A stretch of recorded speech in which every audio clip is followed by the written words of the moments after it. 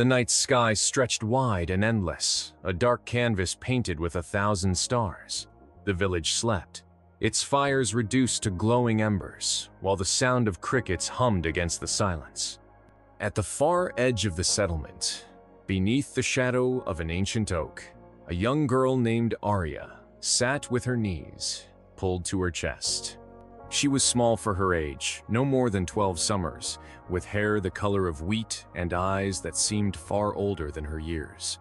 An orphan, she lived on the kindness of her neighbors. Though kindness in those days was stretched thin, food was scarce, work was hard, and few had the patience to spare for a child with no family name. But Arya was no ordinary child. She carried within her a resilience born of sorrow, the kind that made her sharper than others her age. She had learned to notice things, the shifting of leaves when a fox passed through the grass, the faint glow of embers long after a fire seemed dead, the silence that often carried louder warnings than noise. It was this silence that woke her that night. The hush of the forest seemed wrong, unnatural. She rose quietly from her mat, slipping barefoot across the cool earth, and tilted her head toward the distant tree line. There faintly came the sound of crying. Not the cry of a grown man, not the scream of an animal in pain, but something smaller, fragile. Arya hesitated. Children in the village were warned never to wander into the woods after dark. Spirits were said to roam there, and wolves with glowing eyes. Yet the sound tugged at her heart, drawing her forward. Against all reason, she wrapped her thin shawl around her shoulders and stepped into the shadows of the forest. The deeper she went, the stronger the cries became. They were uneven, frightened, the kind of sound that spoke of being utterly lost. Arya followed, her hands brushing rough bark as she moved. The moonlight filtered through branches, silvering the path before her, until at last she found the source. There, curled against the roots of an old cedar, lay a baby. No more than a year old, its cheeks streaked with tears, its small hands grasping helplessly at the air. Beside it lay no mother, no father, no sign of who had brought the child this deep into the woods, only a strip of fabric tied loosely around its waist, embroidered with a mark Arya did not recognize. Her heart pounded. She had no idea whose child this was, nor how it had come to be abandoned. But one truth blazed within her. The baby would not survive the night alone. Kneeling down, she scooped the child into her arms. Its tiny body trembled against her, its sobs softening as it pressed against her warmth. "Shh," Arya whispered, though her own voice shook. "I'll take you home." Yet even as she said the words, she knew that bringing the baby back to the village might not be so simple. Strangers were rarely welcomed in times of uncertainty, and a lost child with an unknown mark might invite suspicion rather than compassion. Still, she pressed forward, retracing her steps through the darkness. The journey back was slower, the baby's weight pulling at her tired arms. She stumbled more than once, nearly falling, but each time she tightened her hold. When she finally emerged from the trees, dawn was beginning to break, painting the sky in streaks of pale gold. At the edge of the village, Arya hesitated. The streets were still empty, but smoke began to curl from a few chimneys. She could already imagine the questions, the doubtful looks. But before fear could paralyze her, the baby stirred and let out another soft cry. That sound alone was enough to strengthen her resolve. She stepped into the light of morning, carrying the child as though it were her own blood. Word spread quickly. By the time Arya reached the center of the village, half a dozen neighbors had gathered, their faces etched with curiosity and caution.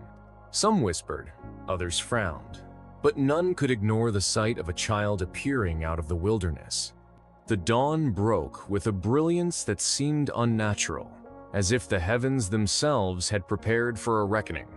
Arya awoke to the sound of hooves thundering across the plains. She sat up quickly, the baby still nestled in her arms, and peered through the cracks of the longhouse wall. What she saw stole the breath from her lungs.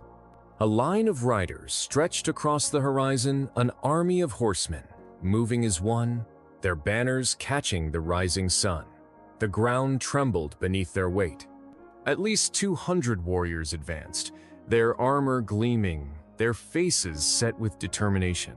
The villagers rushed from their homes, fear etched into every expression. Women clutched their children, men reached instinctively for tools that might serve as weapons, though all knew they would be no match for such a force. Whispers swept like wildfire. Who were these riders? What did they want? Arya felt the baby stir, and her arms instinctively tighten.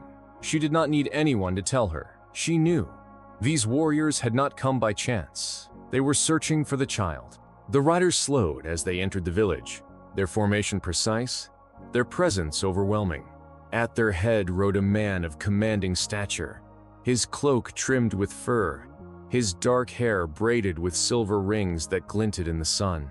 His eyes scanned the village, sharp as a hawk's, until they fell upon the bundle in Arya's arms. In that instant, his stern expression softened, and he dismounted with surprising grace.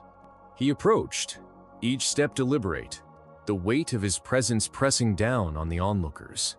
When he reached Arya, he stopped and lowered himself to one knee, a gesture so unexpected that a gasp rippled through the crowd. "Child," he said, his voice deep and resonant, "you have carried the heir of our clan from darkness into light. You have done what even seasoned men could not." Arya blinked, her mind reeling. "Heir?" she whispered. The warrior nodded. "This child is the grandson of our chieftain. He was taken in the night, stolen from his mother's arms. We searched the forests for days, but the enemy scattered our tracks. We feared he was lost forever." His eyes glistened, though his voice remained steady. "And yet, by the hand of fate, you found him." The weight of his words crashed over Arya. The baby she had carried from the woods, the one she had comforted through the night, was no ordinary child. He was a symbol of hope, the future of a people. Around them, the warriors dismounted, bowing their heads in unison. 200 voices rose as one, chanting a song of gratitude that shook the very air. Villagers looked on in awe, their earlier doubts silenced. Where suspicion had once lingered, now only reverence remained. Arya's knees trembled. She had never known honor, never been seen as anything more than an orphan who survived on scraps. Now, before her, an army knelt in thanks. The chieftain himself stepped forward then, an older man with eyes like burning coals and a presence that seemed to command the earth itself. He placed a hand upon Arya's shoulder, his grip firm but kind. "You have saved our bloodline," he said, "and for that, your name will be carried in our songs. Whatever you ask, whatever you desire, it shall be granted." Arya could not speak. She shook her head, tears welling in her eyes. "I only wanted to help," she whispered. The chieftain studied her, then nodded with solemn respect. "And that is why you are worthy." The warriors lifted their voices again, a sound that echoed through the valley. They laid gifts at her feet, woven blankets, carved figures, baskets of food, even weapons of fine steel. Yet Arya's eyes never left the child. For all the honor, all the grandeur, it was the steady rise and fall of the baby's chest that filled her heart. But not all shadows had lifted. On the edge of the village, a rider broke from the ranks and knelt before the chieftain. His words were low, urgent, but Arya caught enough to know. The enemy who had taken the child still lingered. They would not rest. The celebration became preparation. Warriors spread through the village, setting guards, checking supplies. Though gratitude filled the air, danger loomed just beyond the horizon. Arya knew this was not the end of her journey. It was only the beginning. Night returned, heavy and tense. The warriors ringed the village with firelight, their silhouettes standing watch against the dark. Arya sat close to the flames, the baby now asleep in a cradle beside her. She listened to the low hum of voices, the clatter of weapons, the weight of anticipation. The chieftain spoke quietly with his captains, their faces grave. The enemy had not given up.